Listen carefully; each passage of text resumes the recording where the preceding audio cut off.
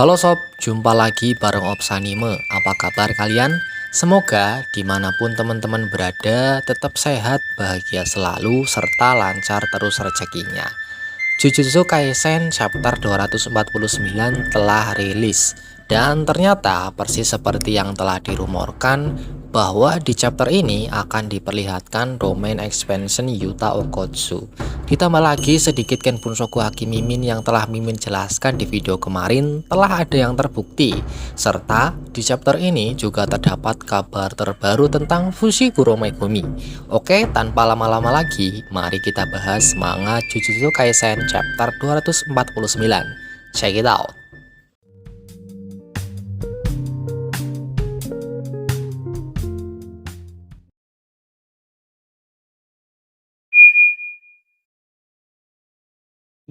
Pada panel pertama chapter 249, kita disuguhkan dengan kabar konkret ketika Kenjaku dieksekusi oleh Yuta.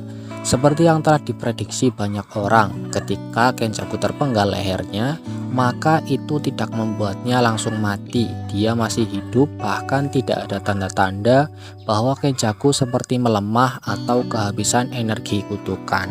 Hanya saja mungkin jika Kenjaku selamat tanpa membawa badan dan bantuan roh kutukan yang tersisa, maka kemungkinan besar Kenjaku akan tetap mati karena sudah tidak bisa melakukan apapun. Atau bisa juga dia selamat dengan bantuan seseorang jika ada yang mau membantunya. Ataupun bisa juga dia masih bisa tetap hidup, mengingat selama ini belum ditunjukkan bagaimana Kenjaku melakukan perpindahan tubuh dari suatu tubuh ke tubuh lainnya. Sedikit mengingat kata-kata Toji di season 2 kemarin. Setelah mengalahkan Geto, dia tidak ingin membunuh Geto karena ditakutkan roh kutukan yang telah dimanipulasinya akan keluar berhamburan tidak karuan dan akan menyebabkan kerusakan yang tidak wajar. Nah, di chapter ini telah ditunjukkan kebenaran tentang hal tersebut, yang dimana setelah Kenjaku terpenggal, semua roh kutukan di tubuhnya langsung keluar berhamburan. Namun untungnya ada Rika yang dapat membereskan dengan cepat sehingga tidak menimbulkan kehancuran yang fatal. Kemudian setelah mengulur sedikit waktu, Kenjaku telah berhasil menambahkan aturan baru, yaitu Sukuna akan memegang kendali penggabungan ekstrim, serta Kenjaku telah berhasil memanipulasi Master Tengen menjadi embrio dan mengirimkannya dengan cepat kepada Sukuna. Setelah itu Kenjaku benar-benar telah dikonfirmasi mati ketika ditusuk kepalanya oleh Yuta. Sebelum kematiannya, Kenjaku berkata tentang sebuah ritual pewarisan terhadap Sukuna. Hal yang dimaksud tentunya adalah rencana cadangan. Apabila Kenjaku mati, maka Sukuna akan meneruskan penggabungan Tengen dengan rakyat sipil. Ritual pewarisan tersebut mungkin dilakukan ketika Kenjaku menyerahkan mumi Sukuna. Kemudian sebagai gantinya, Sukuna harus mau melakukan ritual pewarisan untuk jaga-jaga sebagai rencana cadangan. Lalu jika teori di video yang kemarin Mimin upload benar, maka mungkin dalam ritual tersebut berisi sebuah sumpah pengikat yang berkemungkinan mematenkan sebuah perintah. Apapun yang terjadi setelah Kenjaku mati, maka penggabungan ekstrim tersebut akan tetap terjadi meski Sukuna kalah sekalipun. Kembali ke pertarungan Yuta versus Sukuna. Setelah pihak masing-masing melakukan serangannya, Yuta menyadari bahwa output RCT Sukuna perlahan-lahan mulai pulih. Dan Yuta berspekulasi bahwa tinggal menunggu waktu saja untuk Sukuna bisa melakukan domain expansion kembali. Mengingat sebelumnya Sukuna tidak dapat melakukan domain expansion dikarenakan luka fatal pada otak yang ia terima akibat menahan Unlimited Void saat bertarung melawan Gojo. Jika seandainya memang nanti Sukuna akan bisa mengaktifkan domain lagi, maka jelas tamat sudah nasib para saman. Ibarat bisa mengurangi damage hit tebasan Fukuma Mizushi dengan simple domain dan lain sebagainya. Mimin yakin mereka takkan bisa menahan serangan tersebut tersebut lebih lama karena kurset energi yang terbatas. Namun ada satu cara agar Sukuna tidak dapat melakukan domain, yaitu dengan Yuta menambahkan aturan baru tentang tidak bolehnya penggunaan domain, karena saat ini hanya Yuta yang memiliki poin terbanyak. Meskipun nanti ibarat semua player tidak bisa lagi melakukan domain, akan tetapi masih ada satu pondasi kuat di pihak Saman, yaitu Maki dengan pedang sakralnya. Karena ada sebuah kejadian aneh ketika Sukuna baru saja melakukan ritual pemandian setelah merebut tubuh Megumi.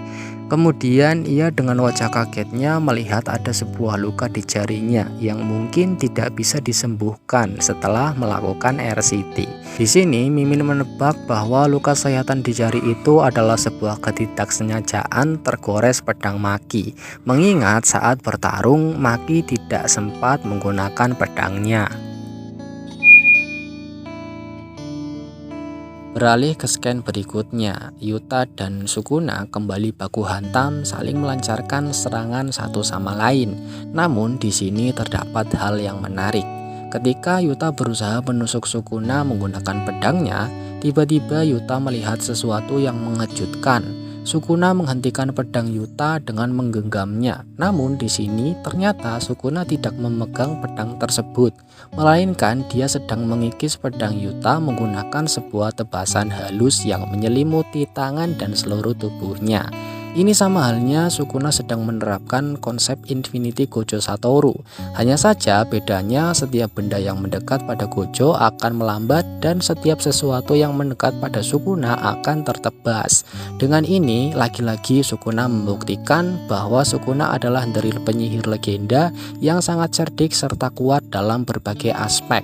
Sebelum ini Sukuna juga berhasil mengendalikan Ten Shadows dengan sempurna dan bisa menerapkan konsep teknik Persing Blood melalui Max Elephant.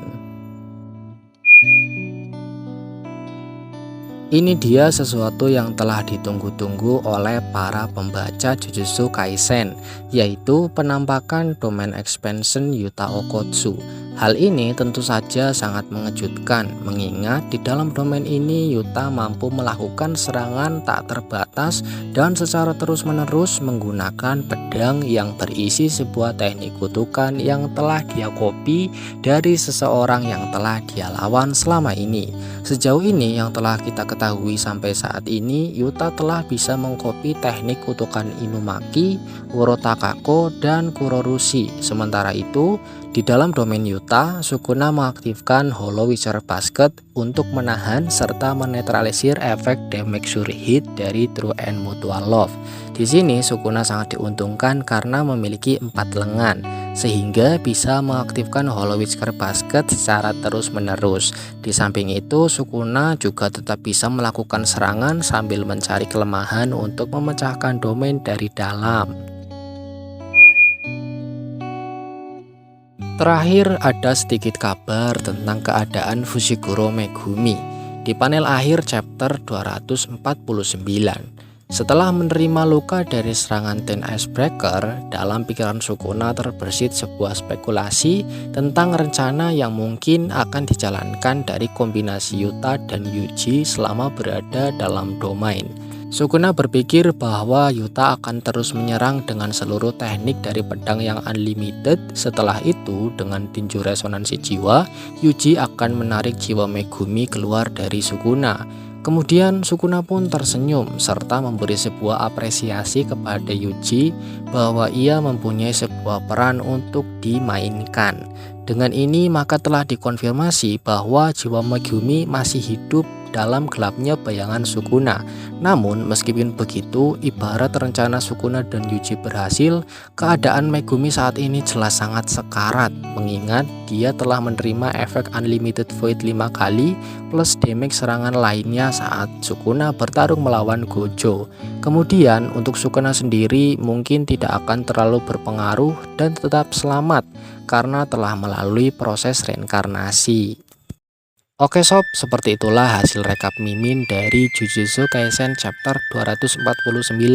Untuk kedepannya semoga saja Yuta tetap hidup dan dapat bertarung sebagai garda depan melawan Sukuna, serta diberi peran yang lebih. Mengingat saat ini hanya dia yang terkuat di pihak Saman. Oke, semoga dapat terhibur dan enjoy. Mimin berharap teman-teman berkenan untuk klik subscribe, like, serta coret-coret pendapat kalian di kolom komentar. Mimin pamit undur diri and see you next video.